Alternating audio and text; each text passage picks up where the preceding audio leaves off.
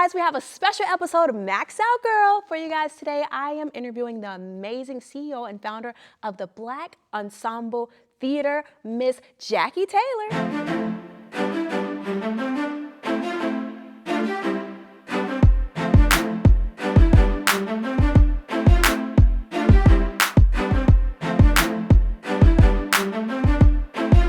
So I'm excited because today we have another Women in Business Spotlight. Woo!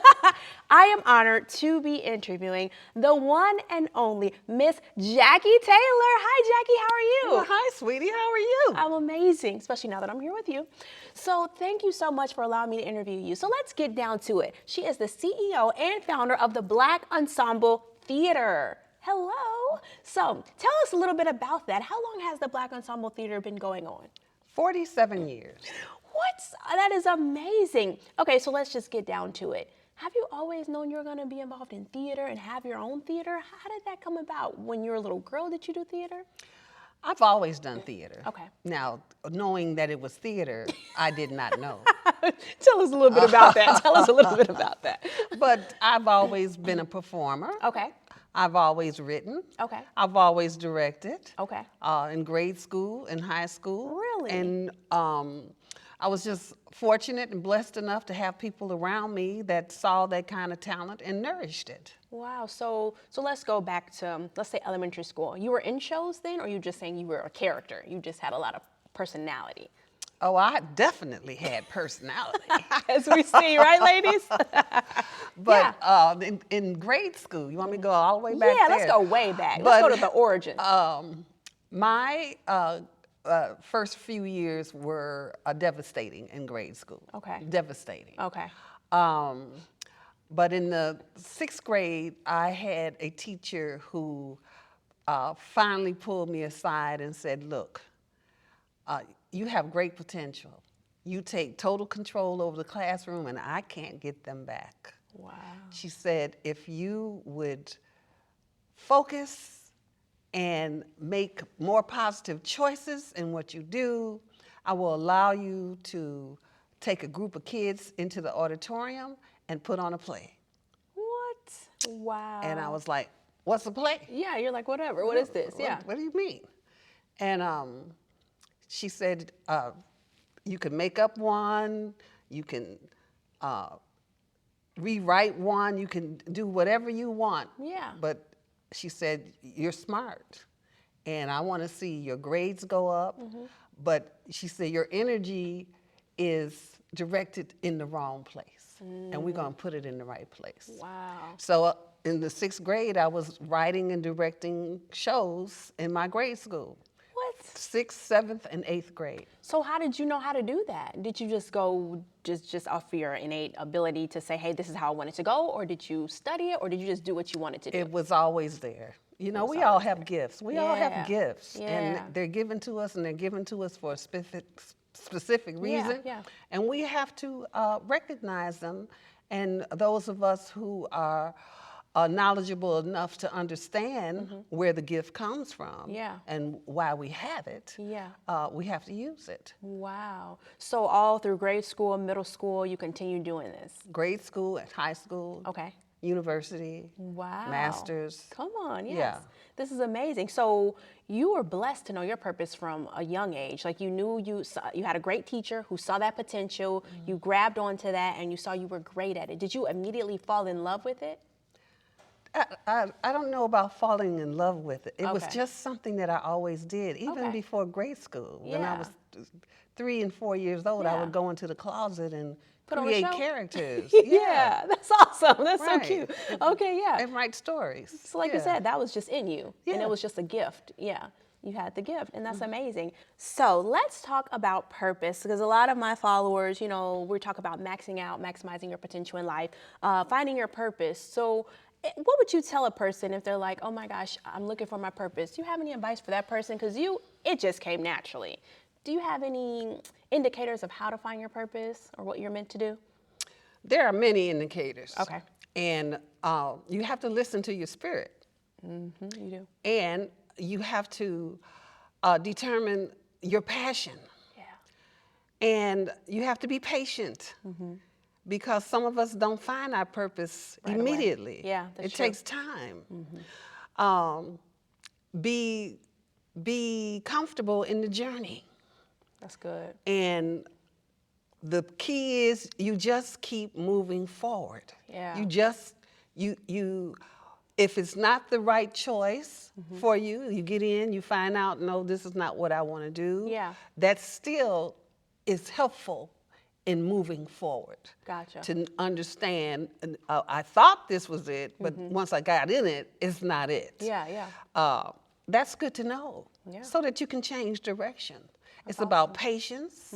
It's about understanding that failure is good. And it's about listening to who you are and what your spirit and your passion tells you to do. Yeah. Not what people expect of you. Yeah. Not what people say, this is what you must do because society expects it. But what's in your heart? Yeah. What gives you joy? Yeah, I love that. That's amazing answers, ladies. I hope you're taking notes or rewind this podcast so you can write that down. Yeah, that's amazing. So on your journey, you knew you wanted to act. You were doing this forever, pretty much, since you were young. Was there ever a time, because I know theater and acting, that can be a tough industry. Was there ever a time you wanted to give up? And if so, what helped you to push forward? You probably want to give up more than one time, huh? No, I never wanted to give up. Really? Oh No, my goodness. no, Okay, that's amazing. no, Go ahead. No. That just reminded me of my nervous breakdown that I had. I was in my office. Yeah. And everything was, this was when I first started the theater. Okay. And there was one trauma after the other. Wow. Everything that could go wrong. In your personal life? Was going wrong, Okay. personally and in my business. Okay.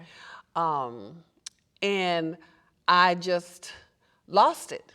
I started beating my desk Yeah. and throwing papers on the floor. Yeah, you and just lost it. I just went crazy. You said, I was "Forget like, this." oh, God, why me? Why? Yeah. And my phone rang, my office phone rang. Yeah. Right in the middle of all that. In the midst of the chaos. Oh, yeah. I looked around and Wow. I mean, it was a mess. So my hands were hurting and the phone rang. Yeah. And I picked up the phone and I said, Black Ensemble, may I help you? And that brought me back to reality. Wow. That brought me back to, okay, how do you recover? Because you just had a nervous breakdown, whether you Yeah. understand that or Yeah, not. you had a moment for sure. I had a big moment. Yeah. And it was about always moving forward, not giving up on yourself, and not allowing others to give their impression Yeah. of giving up for you. Yeah. Love that. Yeah, so that's amazing. Thank you for that. So basically you had your moment, but you're like, hey, I'm gonna keep pushing forward in spite of. I've had many moments. Yeah. It doesn't stop. You know, success isn't like this. Woo! No, life, that's not life. Yeah. It's like this. Roller coaster, right? It's a Yeah. roller coaster. But you got to keep riding. You gotta keep riding. It doesn't stop. Yeah. So let's talk about the theater a little bit more. How did you get started with the theater? Because this is a big feat. This is amazing. Well, I'm an actress. Okay. My first film was Cooley High. Yeah, I've seen that. Yeah. And Now I have to watch it again so I can see it. that propelled me into the national arena of acting. And I was under contract with a certain studio. Okay. And this was during the 70s, where it was Black exploitation. I'm also an educator. And I had taught thousands of students by that time. Wow. Yeah. I had taught self-love, nonviolence, Yeah. confidence, believe in yourself. You are somebody. Yes. And the roles that they wanted me to play spoke totally against that. And I said, oh my God, this is, I have to make a choice. Am I going to destroy all of my messages to those students Yeah. that I had taught? For this, am I going to perpetuate the sickness that was in those films, Yeah. especially when it came to women? Exactly. And I decided, no, I wasn't. Good. So I That's came back to Chicago, and I wanted to do something about the racism. Yeah. Because that's the leader of the sickness in this country, Yeah. racism. And I decided I was going to start a theater with the mission to eradicate racism. Yeah. And that was 1976. And here we are today. And here we are. Wow, that's amazing. So when you got started, did you just find other people to come along your mission who believed in what you're doing to help you, or how did you go about that? Of course. Yeah. You have to find and surround yourself with like-minded people. Yes. But you got to be careful because everybody is not true and honest. I gotcha. But I knew I needed money, so I surrounded myself with people who had money. Yeah. I knew I needed marketing, so I started doing things that would get me attention and get my theater company in the paper. Nice. And also our mission especially at that time, to eradicate racism. You know, people were like, "Oh, yeah." Yeah. You know? Yeah. But it got me a lot of press. Yeah. So, yeah, the message was, no matter what, I'm going to do this. Yeah. And you're going to push through and find a way no matter what. No matter what. That's awesome. So when we think of the Black Ensemble Theater, what types of productions do you guys put on? What would you say is the essence of it? I know you say eradicate racism, but give us some titles. What are some type of projects that you guys have done? We produce, our formula is musicals. Nice. And because music has already transcended races and cultures. Yeah. So why invent the wheel? So we produce musicals. Okay. We produce musicals based on many different genres, but our specialty is life stories. Nice. Like the Jackie Wilson story, the Marvin Gaye story, Yeah. the Dionne Warwick story. Number one, it's financially profitable. Musicals. People want to know the lives of the people that they know. Yeah. In terms of their music, and people love the music. And to eradicate racism, you can't do that in a vacuum. Right. You have to speak to all races because we Yes. all are suffering Yeah. from that disease. And in order to eliminate it, we all have to work together as human beings, regardless of race, creed, or color. Yeah. That's amazing. Wow. So what do you guys have going on now?